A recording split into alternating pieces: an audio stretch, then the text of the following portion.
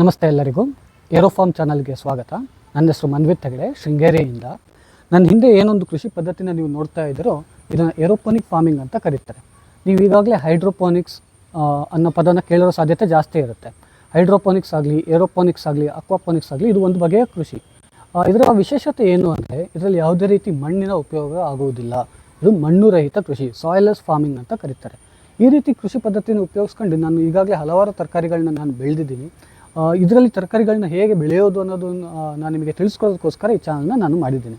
ಈಗಾಗಲೇ ನಾನು ಹಲವಾರು ತರಕಾರಿಗಳು ಇದರಲ್ಲಿ ಬೆಳೆದಿದ್ದೀನಿ. ಅದನ್ನು ನಾನು ನಿಮಗೆ ಒಂದ್ಸತಿ ತೋರ್ಸೋದಕ್ಕೆ ಇಷ್ಟಪಡ್ತೀನಿ. ಎಲ್ಲ ತರಕಾರಿಗಳನ್ನ ನೋಡಾದ್ಮೇಲೆ ಇದ್ರ ಬಗ್ಗೆ ಇನ್ನೊಂದಷ್ಟು ಮಾಹಿತಿಗಳನ್ನ ನಾನು ನಿಮಗೆ ಕೊಡೋಕ್ಕೆ ಇಷ್ಟಪಡ್ತೇನೆ. ನೀವು ನೋಡ್ಬೋದು, ನನ್ನ ಹತ್ರ 3 ಸಿಸ್ಟಮ್ಗಳಿದ್ದಾವೆ. ಅಲ್ಲೊಂದು ಸಿಸ್ಟಮ್ ಕಾಣ್ತಾ ಇದೆ, ಇಲ್ಲೊಂದು ಸಿಸ್ಟಮ್ ಇದೆ, ಹಾಗೆ ಇಲ್ಲೊಂದು ಸಿಸ್ಟಮ್ ಇದೆ. ಬನ್ನಿ ಈಗ ಪ್ರತಿಯೊಂದರಲ್ಲೂ ಯಾವ್ಯಾವ ರೀತಿ ತರಕಾರಿಗಳನ್ನ ನಾನು ಬೆಳೆದೀನಿ ಅಂತ ನಿಮಗೆ ತೋರ್ಸೋಕ್ಕೆ ಇಷ್ಟಪಡ್ತೀನಿ. ಮೊದಲನೇದಾಗಿ ಇಲ್ಲಿ ನೀವು ನೋಡ್ಬೋದು, ಬ್ರಾಕ್ಲಿ ಗಿಡ ಕಾಣ್ತಾ ಇದೆ. ಇದು ನೆಟ್ಟಿ ತುಂಬ ಸಮಯ ಆಗಿಲ್ಲ, ಇನ್ನೊಂದು 2-3 ತಿಂಗಳು ಬೇಕು ಇದರಲ್ಲಿ ಬ್ರಾಕ್ಲಿ ಬರೋದಕ್ಕೆ. ಇಲ್ಲಿ ನೋಡ್ಬೋದು, ನಾನು ಹಲವು ಥರದ ಹರವೆ ಸೊಪ್ಪುಗಳನ್ನು ಬೆಳೆದಿದ್ದೀನಿ. ಇದು ಹಸಿರು ಹರವೆ, ಇಲ್ಲಿ ನೋಡ್ಬೋದು ಕೆಂಪು ಹರವೆ, ಈ ಹರವೆ ನೋಡಿ ಇದು ಇನ್ನೂ ಕೆಂಪಾಗಿದೆ ಇದು. ಹಾಗೆ ಇಲ್ಲೂ ಕೂಡ ಹಲವು ಹರವೆಗಳನ್ನು ಹಾಕಿದ್ದೀನಿ, ಕೆಳಗೆ ನೋಡ್ಬೋದು. ಆದರೆ ಈ ಹರವೆ ಸೊಪ್ಪುಗಳೆಲ್ಲ ನೀವು ನೋಡ್ಬೋದು ಹೂ ಬಿಟ್ಟಿದೆ. ಇದು ಕಾರಣ ಏನಂದರೆ ಮಳೆ ಜಾಸ್ತಿ ಆಗಿ ಸ್ಟ್ರೆಸ್ ಆಗಿ ಇದು ಹೂ ಬಿಟ್ಟಿದೆ. ಈ ಹೂ ಬಿಟ್ಟ ಮೇಲೆ ಇದರಲ್ಲಿ ನಾರಿನಂಶ ಜಾಸ್ತಿ ಆಗುತ್ತೆ, ಹಾಗಾಗಿ ಇದು ತಿನ್ನೋಕ್ಕೆ ಅಷ್ಟು ಸೂಕ್ತ ಅಲ್ಲ. ನಾನು ಬೀಜ ಆಗಲಿ ಅಂತಲೇ ಬಿಟ್ಟಿದ್ದೀನಿ. ಬಟ್ ಇದಕ್ಕಿಂತ ನಾನು ಬೇಸಿಗೆಗಾಲದಲ್ಲೆಲ್ಲ ಬೆಳೆದಾಗ ತುಂಬ ಚೆನ್ನಾಗಿ ಬಂದಿತ್ತು. ಇಷ್ಟೇ ದಪ್ಪ ದಂಟಿದ್ರು ಕೂಡ ಅದು ತಿನ್ನೋದಕ್ಕೆ ಭಾರಿ ರುಚಿಯಾಗಿತ್ತು. ಹಾಗೆ ಇಲ್ಲಿ ನೋಡ್ಬೋದು ನೀವು ಸಾಸಿವೆ ಗಿಡ ಬೆಳೆದಿದ್ದೀನಿ, ಹೂ ಬಿಟ್ಟಿದೆ. ಸುಮಾರು ಇನ್ನೊಂದು ತಿಂಗಳಲ್ಲಿ ಇದರಲ್ಲಿ ಸಾಸಿವೆ ಪಾಡ್ಗಳಾಗಿ ನನಗೆ ಸಾಸಿವೆ ಸಿಗುತ್ತೆ. ಹಾಗೆ ಈ ಕಡೆ ಬಂದರೆ ನಿಮಗೆ ಇಲ್ಲಿ ಹೂವಿನ ಗಿಡ ಒಂದು ಕಾಣುತ್ತೆ, ಗ್ಲಾಡಿಯೋಸ ಅಂತ ಕರೀತಾರೆ ಇದನ್ನು. ಇದು 1 ತಿಂಗಳಲ್ಲಿ ಹೂ ಬರುತ್ತೆ ಅಂತ ಹೇಳ್ಬಿಟ್ಟು ನಮಗೆ ಕೊಟ್ಟರು. ಬಟ್ ಆದರೆ ಈಗ 2 ತಿಂಗಳ ಮೇಲಾಗಿದೆ, ಇನ್ನೂ ಇದು ಹೂವನ್ನು ಬಿಟ್ಟಿಲ್ಲ ಇದು.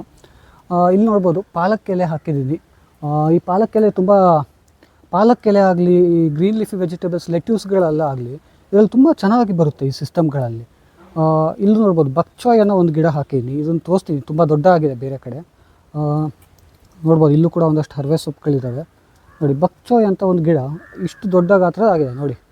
ಇದು ನನಗೂ ಕೂಡ ಫಸ್ಟ್ ಟೈಮ್ ಇಷ್ಟೊಂದು ದೊಡ್ಡ ಗಾತ್ರದ ಒಂದು ಬಕ್ಚಾಯ್ ಅನ್ನೋ ಗಿಡ ಸಿಗ್ತಾ ಇರೋದು. ನಾನು ಮೊದಲೆಲ್ಲ ಬೆಳೆದಾಗಲೂ ಕೂಡ ಇಷ್ಟು ದೊಡ್ಡ ಇದು ಆಗಿರಲಿಲ್ಲ. ಹಾಗೆ ಈ ಕಡೆ ಬಂದರೆ ನಿಮಗೆ ನೋಡಿ ಇದೊಂದು ಹಾವು ಹಾಕಿದ್ದೀನಿ ನೋಡಿ, ಕಾಣ್ತೀವಿ. ಇದ್ರ ಬಗ್ಗೆ ನಾನು ನಿಮಗೆ ಆಮೇಲೆ ಮಾಹಿತಿಯನ್ನು ಕೊಡ್ತೀನಿ. ಇಲ್ಲಿ ನೋಡಿ ಇಲ್ಲೊಂದು ಹೂಕೋಸು ಬರ್ತಾ ಇದೆ, ಕಾಣ್ತಿದೆಯಾ? ಇದು ಡ್ವಾರ್ಫ್ ಜಾತಿಯ ಹೂಕೋಸು. ಇದ್ರ ವಿಶೇಷತೆ ಏನು ಅಂದರೆ ಇದು ಸುಮಾರು 45-60 ದಿನದಲ್ಲಿ ಹೂಕೋಸು ಕೊಡೋಕ್ಕೆ ಶುರು ಮಾಡುತ್ತೆ. ಹಾಗೆ ಇದ್ರ ಎಲೆಗಳು ನೋಡಿ ತುಂಬ ಸಣ್ಣ ಇದೆ. ಯಾರು ಹೂಕೋಸು ಬೆಳೆದಿದ್ರೆ ಅವ್ರಿಗೆ ಗೊತ್ತಿರುತ್ತೆ ಅವ್ರ ಎಲೆ ಗಾತ್ರ ಎಷ್ಟಿರುತ್ತೆ ಅಂತ. ಹಾಗೆ ಇದರಲ್ಲಿ ಇನ್ನೊಂದೇನೆಂದರೆ ಈ ಹೂಕೋಸನ್ನು ತೆಗೆದ್ರೆ ಇಲ್ಲಿ ಸೈಡಿಂದ ಮತ್ತೆ ಗಿಡ ಹುಟ್ಟು ಬಂದು ಅದರಲ್ಲಿ ಕೂಡ ಮತ್ತೆ ಇದು ಹೂಕೋಸು ಕೊಡೋಕ್ಕೆ ಶುರು ಮಾಡುತ್ತೆ. ಆದರೆ ಇದು ತುಂಬ ಸಣ್ಣ ಇರೋದ್ರಿಂದ ಏನಾದ್ರು ಮಿಶ್ರ ತರಕಾರಿ ಸಾಂಬಾರು ಮಾಡೋದಕ್ಕೆ ಮಾತ್ರ ಉಪಯೋಗ ಆಗುತ್ತೆ. ಹಾಗೆ ಅದನ್ನೇ ಉಪಯೋಗಿಸ್ಕೊಂಡು ಏನಾದ್ರು ಮಾಡೋದಕ್ಕೆ ಸ್ವಲ್ಪ ಕಷ್ಟ. ಹಾಗೆ ಈ ಕಡೆ ಬಂದರೆ ಇಲ್ಲಿ ನೋಡ್ಬೋದು ನೀವು ಹೂ ಬಿಟ್ಟಿದೆ. ಇದು ಕೂಡ ಅದೇ ಬಕ್ಚಾಯ್ ಅಂತ ಏನು ತೋರಿಸಿದ್ನೋ ಅದೇ ಗಿಡ. ಆದರೆ ನನ್ನ ಹತ್ರ ಇದ್ದಿದ್ದು ಬೀಜಗಳೆಲ್ಲ ಹುಳ ಹಿಡಿದಿದೆ, ಹಾಗಾಗಿ ಇದನ್ನು ಹೂ ಬಿಡೋಕ್ಕೆ ಬಿಟ್ಟಿದ್ದೀನಿ. ಇದು ಬೀಜ ಆದರೆ ಮತ್ತೆ ನಾನು ಕಲೆಕ್ಟ್ ಮಾಡಿ ಇದನ್ನು ಉಪಯೋಗಿಸೋಕ್ಕಂತ ಇಷ್ಟಪಡ್ತೀನಿ. ಹಾಗಾಗಿ ಇದರಲ್ಲಿ ನೋಡ್ಬೋದು ಇದ್ರ ಹೂ ಮತ್ತು ಈ ಸಾಸಿವೆ ಗಿಡ ಹೂವು ನೋಡಿ ಎರಡೂ ಒಂದೇ ಥರ ಇದ್ದಾವೆ. ಕಾರಣ ಏನಂದರೆ ಇದು ಈ ಬಕ್ಚಾಯ್, ಈ ಎಲೆಕೋಸು, ಹೂಕೋಸು ಇವೆಲ್ಲ ಕೂಡ ಒಂದು ಕ್ಯಾಬೇಜ್ ಬ್ರಾಸಿಕಾ ಕುಟುಂಬಕ್ಕೆ ಸೇರಿದ ಗಿಡಗಳು. ಹಾಗೆ ನೀವು ಇಲ್ಲಿ ನೋಡಿ, ಇಲ್ಲೂ ಕೂಡ ಒಂದು ಬ್ರಾಕ್ಲಿ ಗಿಡ ಸ್ವಲ್ಪ ದೊಡ್ಡ ಬಂದಿದೆ. ಇಲ್ಲಿ ನೋಡ್ಬೋದು ನೀವು ಹುಲ್ಲು ಥರ ಬಂದಿದೆಯಲ್ಲ, ಇದನ್ನು ಗಾರ್ಲಿಕ್ ಚೈವ್ಸ್ ಅಂತ ಕರೀತಾರೆ. ಹಾಗೆ ಇಲ್ಲಿ ನೋಡ್ಬೋದು ತುಂಬ ಹರವೆ ಸೊಪ್ಪಿನ ಗಿಡಗಳನ್ನ ಹಾಕಿದ್ದೀನಿ ಇದರಲ್ಲಿ. ಇಲ್ಲೂ ಕೂಡ ಪಾಲಕ್ ಸೊಪ್ಪು ಬಂದಿದೆ, ಇವು ಇನ್ನೂ ಬೆಳಿಬೇಕಿದ್ದು. ಇಲ್ಲೂ ಒಂದು ಸಾಸಿವೆ ಗಿಡ ಇದೆ. ಹಾಗೆ ಈ ಕಡೆ ಬಂದರೆ ನೋಡ್ಬೋದು ನಾನು ಎಷ್ಟೊಂದು ಎಲೆಕೋಸುಗಳನ್ನ ಬೆಳೆದಿದ್ದೀನಿ ಅಂತ. ಇದರಲ್ಲಿ ಸುಮಾರು 8-10 ಎಲೆಕೋಸುಗಳಿದೆ. ಹಾಗೆ ಎಲೆಕೋಸಿನ ಮಧ್ಯದಲ್ಲಿ ಇನ್ನೊಂದು ಬೇರೆ ಗಿಡಗಳಿದೆ ವಿಶೇಷವಾಗಿ. ಇಲ್ಲಿ ನೋಡಿ ಈ ಗಿಡ ಅದೇ ಇಲ್ಲೂ ಕೂಡ ಕಾಣುತ್ತೆ, ಇಲ್ಲೊಂದಿದೆ. ಇದರ ಹೆಸರು ರ್ಯಾಡಿಯೋಚಿ ಅಂತ. ಇದ್ರದ್ದೇನು ಅಂದರೆ ಸ್ಪೆಷಲ್ಲು, ಇದು ಎಲೆಕೋಸು ಥರನೇ ಒಂದು ತಲೆ ಬರುತ್ತೆ ಇದರಲ್ಲಿ. ಆದರೆ ಇದು ಕೆಂಪಾಗಿರುತ್ತೆ. ಆದರೆ ಇದಕ್ಕೂ ಎಲೆಕೋಸಿಗೆ ಯಾವುದೇ ಸಂಬಂಧ ಇಲ್ಲ, ಇದು ಬೇರೆ ಬೇರೆ ಗಿಡಗಳು. ಇದು ಬೆಳೆಯೋದಕ್ಕೂ ಕೂಡ ತುಂಬ ಸಮಯ ತಗೊಳುತ್ತೆ. ಸುಮಾರು 150-200 ದಿನ ಬೇಕು ಅಂತ ಗೂಗಲಲ್ಲಿ ನೋಡ್ದಂಗಿತ್ತು. ಹಾಗೆ ಇದು ನೋಡಿ ಮಳೆಯಲ್ಲಿ ಕೊಳೆಯೋಕ್ಕೆ ಶುರುವಾಗಿದೆ. ಈ ಸುತ್ತ ಕೊಳೆಯುತ್ತೆ, ಒಳಗಿಂದ ಹಾಗೆ ಇರುತ್ತೆ, ಮತ್ತೆ ಬಿಸಿಲು ಬಂದಾಗ ಮತ್ತೆ ಚಿಗುರುತ್ತೆ. ಆದರೂ ಕೂಡ ಮಳೆಗಾಲದಲ್ಲಿ ಈ ಸರಿ ಮಳೆ ಭಾರಿ ಜಾಸ್ತಿ ಆಗಿ ಎಲ್ಲ ತುಂಬ ತರಕಾರಿಗಳು ಕೊಳೀತಿದ್ದಾವೆ. ಇಲ್ಲಿ ನೋಡ್ಬೋದು ಮೆಣಸಿನ್ಕಾಯಿ ಗಿಡಗಳನ್ನೂ ಹಾಕಿದ್ದೀನಿ, ಅವು ಕೂಡ ಈ ಮಳೆಗಾಲದಲ್ಲಿ ಸ್ವಲ್ಪ ಸ್ಟ್ರೆಸ್ ಆಗಿಬಿಟ್ಟಿದ್ದಾವೆ. ಇಲ್ಲೂ ಕೂಡ ಮೆಣಸಿನ್ಕಾಯಿ ಗಿಡ ನೀವು ನೋಡ್ಬೋದು. ಹಾಗೆ ಈ ಕಡೆ ಹೋಗ್ತಾ ಹೋದರೆ ನಿಮಗೆ ಇಲ್ಲೊಂದು ಗಿಡ ಕಾಣ್ತಿದೆಯಲ್ಲ ನೋಡಿ, ಇದು ತುಂಬ ದೊಡ್ಡ ಗಾತ್ರದಲ್ಲಿ ಬಂದಿದೆ ಈ ಗಿಡ. ಇದನ್ನು ಗೊಂಗುರ ಗಿಡ ಅಂತ ಹೇಳ್ತಾರೆ. ಹಾಗೆ ಅಲ್ಲೊಂದು ನೋಡಿ ಇಲ್ಲೂ ಒಂದು ಹಾವನ್ನು ಹಾಕಿದ್ದೀನಿ. ಈ ಗೊಂಗುರ ಗಿಡಗಳನ್ನ ಆಂಧ್ರ ಪ್ರದೇಶದ ಕಡೆ ಅನಿಸುತ್ತೆ, ನನಗೂ ಕರೆಕ್ಟಾಗಿ ಗೊತ್ತಿಲ್ಲ, ಗೊಂಗುರ ಗೊಜ್ಜು ಅಂತ ಒಂದು ಮಾಡ್ತಾರೆ. ಹಾಗೆ ಇದರಲ್ಲಿ ಹೂ ಬರೋಕ್ಕೆ ಸಣ್ಣ ಬರೋಕ್ಕೆ ಶುರುವಾಗಿದೆ, ಇನ್ನೂ ಹೂ ಅರಳಿಲ್ಲ. ಇದರಲ್ಲಿ ಆ ಹೂ ಅರಳಿದಾಗ ಯೆಲ್ಲೋ ಕಲರ್ ಇರುತ್ತೆ ಆ ಹೂವು, ಅದರಲ್ಲಿ ರೊಸೆಲ್ ಪಾಡ್ ಅಂತ ಆಗುತ್ತೆ. ಹಾಗಾಗಿ ಈ ಗಿಡನ ರೊಸೆಲ್ ಗಿಡ ಅಂತಲೂ ಕರೀತಾರೆ. ಇದರಲ್ಲಿ ಬರೋ ಪಾಡನ್ನು, ರೊಸೆಲ್ ಪಾಡ್ ಏನಿರುತ್ತೆ ಅದನ್ನು ಉಪಯೋಗಿಸ್ಕೊಂಡು ರೊಸೆಲ್ ಜಾಮ್ ಮತ್ತು ರೊಸೆಲ್ ಟೀ ಆ ಥರದ್ದೆಲ್ಲ ಮಾಡ್ತಾರೆ. ನೋಡಿ ಇದು ಎಷ್ಟು ದೊಡ್ಡ ಬಂದಿದೆ ಇದು. ಹಾಗೆ ಇಲ್ಲಿ ಬಂದರೆ ಎಲೆಕೋಸನ್ನು ಕೂಡ ನೀವು ನೋಡ್ಬೋದು.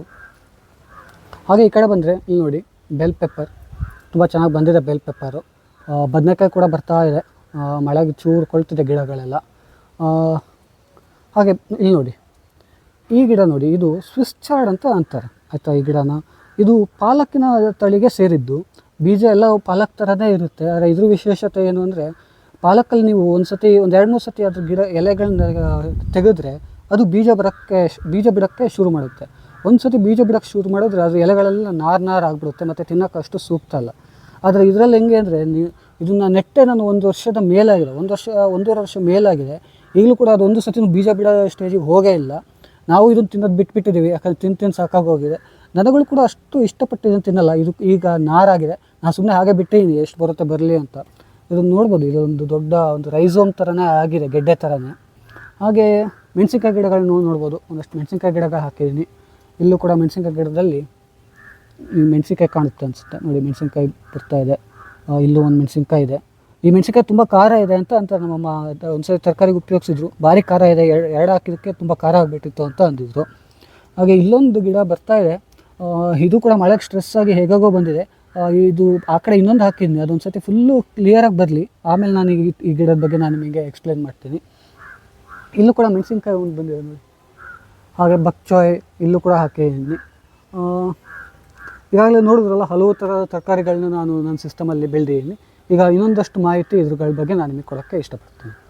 ನೀವು ನೋಡಿದ್ರೆ ಈಗ ನಾನು ಎಷ್ಟೊಂದು ಥರದ ತರಕಾರಿಗಳನ್ನ ಇದರಲ್ಲಿ ಬೆಳೆದೀನಿ ಅಂತ. ಇವು ಮಾತ್ರ ಅಲ್ಲ, ಟೊಮೆಟೊ, ಬದನೆಕಾಯಿಗಳು, ಈ ಥರದ್ದು ಕೂಡ ಹಲವಾರು ಬಗೆಯ ತರಕಾರಿಗಳನ್ನ ಬೆಳಿಬೋದು. ಆದರೆ ನನಗೆ ಇಲ್ಲಿ ತೊಂದರೆ ಏನು ಅಂದರೆ ಭಾರಿ ಮಂಗನ ಕಾಟ. ವಾರಕ್ಕೊಮ್ಮೆ ಒಂದು ಸತಿ ಬರ್ತವೆ.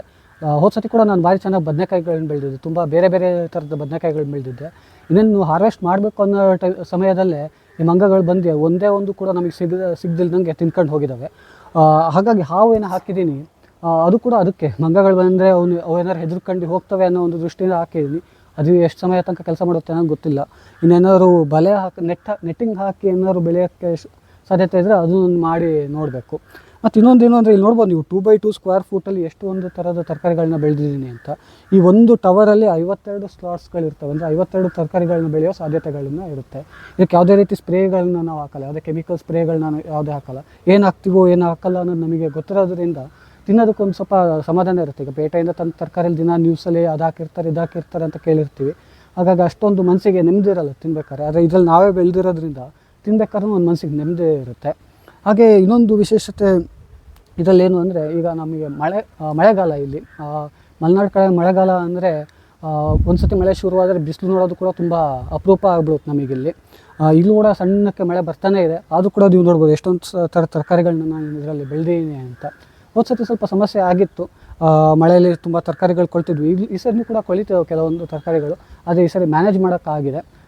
ನೀವು ಹಾಗೆ ನೋಡಿದ್ರಲ್ಲ ಎಷ್ಟೊಂದು ಥರದ ತರಕಾರಿಗಳನ್ನ ಇದರಲ್ಲಿ ಬೆಳಿಬೋದು. ಮತ್ತು ಇನ್ನೊಂದೇನು ಅಂದರೆ, ಈಗ ನೀವು ಮಾರ್ಕೆಟ್ಗಳಲ್ಲಿ ಯಾವತ್ತೇ ನೀವು ತರಕಾರಿ ತಗೊಳಕ್ಕೆ ಹೋದರೂ ಆ ತರಕಾರಿಗಳು ಎಳೆ ತರಕಾರಿ ಯಾವತ್ತೂ ಸಿಗೋಲ್ಲ, ಎಲ್ಲವೂ ಬಲ್ತಿರ್ತವೆ ತರಕಾರಿಗಳು. ಆ ಬಲ್ತಿರೋ ತರಕಾರಿಗಳು ರುಚಿ ಇರೋಲ್ಲ ಜಾಸ್ತಿ. ನಾನು ಇದರಲ್ಲಿ ಒಂದು ಸತಿ ದೊಡ್ಡ ಗಾತ್ರದ ಹೂಕೋಸು ಬೆಳೆದಿದ್ದೆ, ಅದು ನಾನು ಎಳೆ ಇರಬೇಕಾದ್ರೆ ಹಾರ್ವೆಸ್ಟ್ ಮಾಡಿದ್ದೆ, ಅದು ತುಂಬ ರುಚಿಯಾಗಿತ್ತು. ಇದರಲ್ಲಿ ಯಾವುದೇ ತರಕಾರಿ ನಾವೇ ಬೆಳೆಯೋದ್ರಿಂದ ನಮಗೆ ಯಾವಾಗ ಬೇಕೋ ಆವಾಗ ಆ ತರಕಾರಿಗಳನ್ನ ನಾವು ಹಾರ್ವೆಸ್ಟ್ ಮಾಡ್ಬೋದು.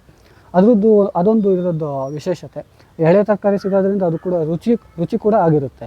ಹಾಗಾಗಿ ನಿಮಗೂ ಕೂಡ ಈ ರೀತಿ ಒಂದು ಕೃಷಿಯಲ್ಲಿ ಆಸಕ್ತಿ ಇದ್ದರೆ, ಅಥವಾ ನಿಮ್ಮ ಫ್ರೆಂಡ್ಸ್ ಆ್ಯಂಡ್ ಫ್ಯಾಮಿಲಿಯಲ್ಲಿ ಯಾರಾಗಾರು ಈ ರೀತಿ ಒಂದು ಕೃಷಿಯಲ್ಲಿ ಒಂದು ಆಸಕ್ತಿ ಇದ್ದರೆ ದಯವಿಟ್ಟು ಚಾನಲ್ಗೆ ಸಬ್ಸ್ಕ್ರೈಬ್ ಮಾಡಿ, ಹಾಗೆ ಚಾನಲ್ ಬಗ್ಗೆ ಶೇರ್ ಮಾಡ್ಕೊಳ್ಳಿ.